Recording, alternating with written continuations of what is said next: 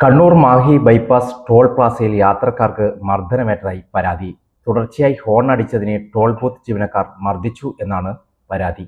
Kannur Mahe bypass toll പ്ലാസയിൽ യാത്രക്കാർക്ക് മർദ്ദനമേറ്റതായി പരാതി. തുടർച്ചയായി ഹോൺ അടിച്ചതിനെ ടോൾ ബൂത്ത് ജീവനക്കാർ മർദ്ദിച്ചു എന്നാണ് പരാതി.